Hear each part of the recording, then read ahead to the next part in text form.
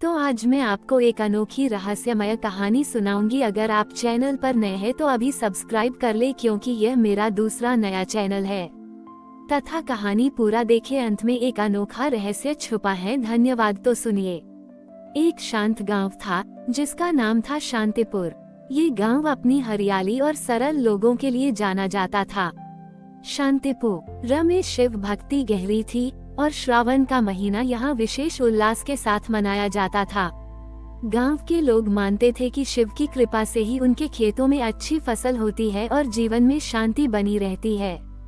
गांव में एक वृद्ध दंपति रहते थे, हरिराम और उनकी पत्नी रामा देवी।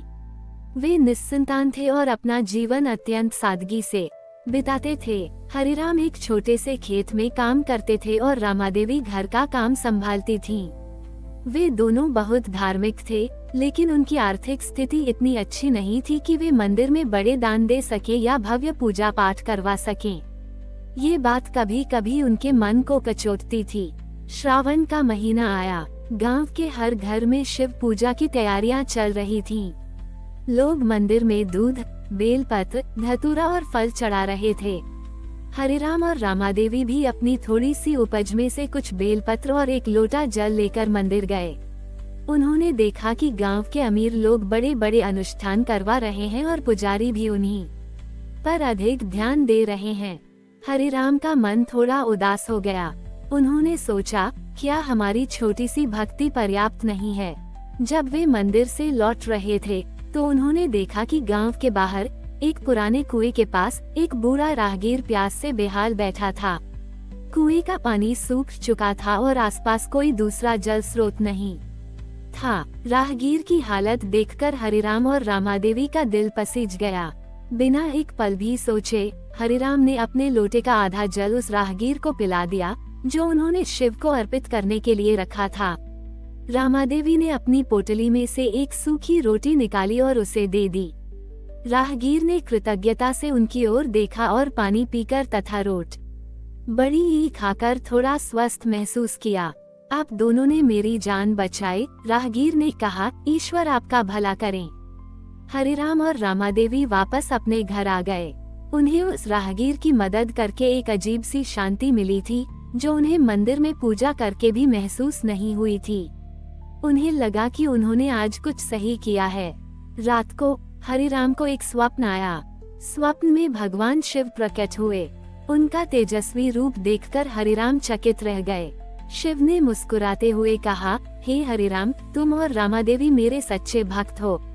तुम दोनों ने आज मुझे जो जल और रोटी अर्पित की, वो मुझे सहस्रों कलशों और व्यंजनों से भी अधिक प्रिय है। तुमने मेरे ही स्वरूप में उस प्यासे को जल पिलाया और भूखे को भोजन कराया। सच्ची भक्ति मंदिरों में चढ़ाई गई वस्तुओं में नहीं, बल्कि निस्वार्थ सेवा और दूसरों के प्रति दया में निहित है। शिव ने आगे कहा, श्रावण का महीना दूसरों की सेवा का संदेश देता है। तुमने मेरी इस शिक्षा को समझा और उसे अपने जीवन में उतारा। तुम्हारा यह न छोटी ही स्वार्थ दान किसी भी बड़े दान से बढ़कर है। स्वप्न टूटा और हरिराम जाग गए। उन्होंने रामा देवी को ये स्वप्न सुनाया। दोनों की आंखों में खुशी के आंसू थे। उन्हें समझ आ गया था कि उनकी गरीबी उनकी भक्ति में बाधा नहीं बन सकती। अगले दिन से हरिराम और रामा देवी ने एक नया नियम बनाया। वे अपनी सीमित आय में से कुछ हिस्सा बचाते और हर श्रावण में गांव के किसी जरूरतमंद व्यक्ति की मदद करते। कभी किसी गरीब बच्चे को कपड़े देते तो कभी किसी बीमार व्यक्ति को दवाई।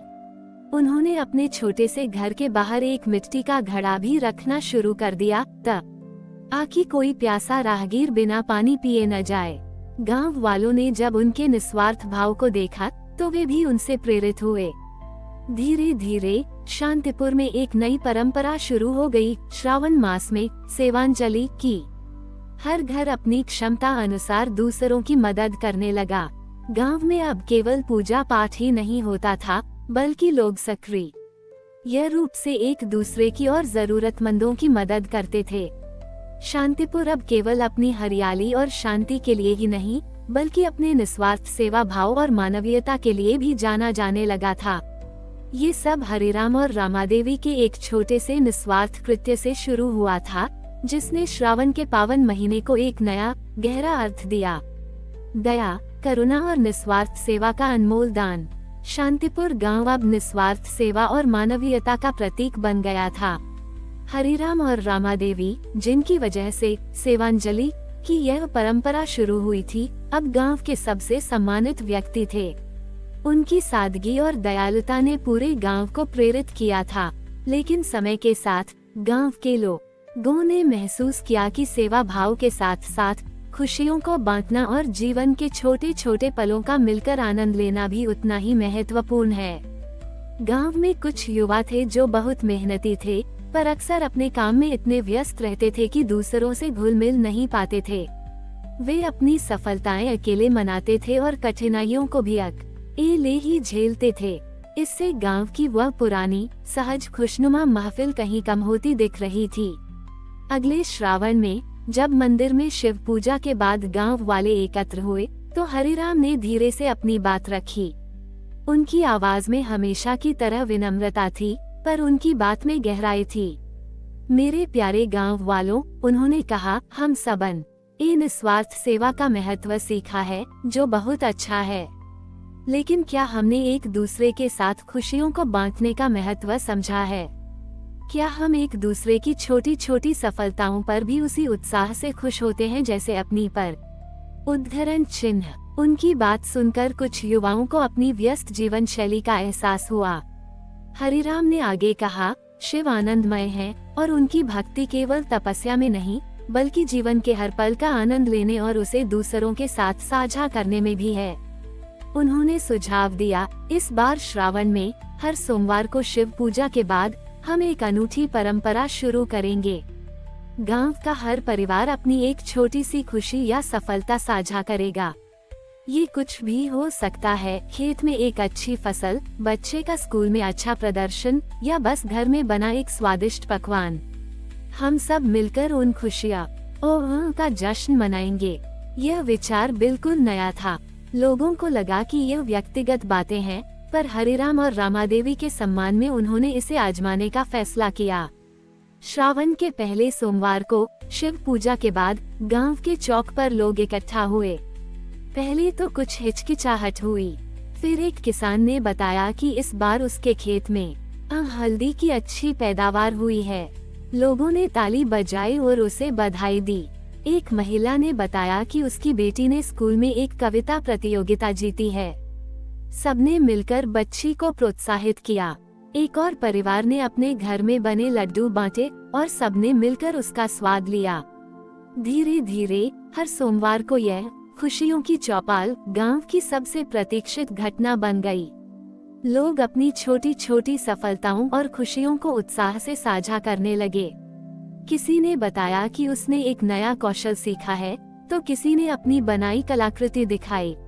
लोग एक दूसरे को जानने लगे, उनकी मुश्किलों को समझने लगे और उनकी जीत में भागीदार बनने लगे। ये केवल कहानियां नहीं थीं, बल्कि ये आपसी जुड़ाव और स्नेह के पल थे। श्रावण के अंतिम सोमवार को गांव में एक अद्भुत उत्सव का माहौल था। हर किसी के चेहरे पर खुशी और संतोष था। उन्होंने महसूस किया था कि सच्ची खुशी केवल अपनी सफलताओं में नहीं, बल्कि दूसरों की खुशियों में शामिल होने और उन्हें साझा करने में होती है। हरिराम और रामादेवी ने मुस्कुराते हुए कहा, देखो मेरे बच्चों, शिव नटराज हैं, जो आनंद और नृत्य के प्रतीक हैं। उनकी भक्ति हमें जीवन के हर पल का उत्सव मनाने और उसे दूसरों के साथ साझा करने के लिए प्रेरित करती है। जब हम मिलकर खुशियां मनाते हैं, तो हमारा गांव एक बड़ा परिवार बन जाता है। उस दिन से शांतिपुर गांव में एक नई परंपरा शुरू हुई, आनंद श्रावण की। हर श्रावण में लोग न केवल सेवा करते थे, बल्कि अपनी खुशियों को भी खुलकर बांटते थे। शांतिपुर अब केवल अपनी निस्वार्थ सेवा के लिए ही नहीं, बल्कि अपने जीवंत सामुदायिक उत्सवों और साझा खुशियों के लिए भी जाना जाने लगा था, जहां शिव भक्ति ने लोगों को जीवन के हर छोटे बड़े पल का मिलकर आनंद लेना सिखाया। हमारी और भी आध्यात्मिक एवं अनोखी कहानियाँ देखने के लिए हमारे चैनल पर जाएं तथा धार्मिक एवं पौराणिक अनोखी कहानियाँ हमारे चैनल पर है। कृपया जाके देखें तथा हमारे चैनल को सब्सक्राइब करके रखें और वीडियो लाइक जरूर करें। धन्यवाद।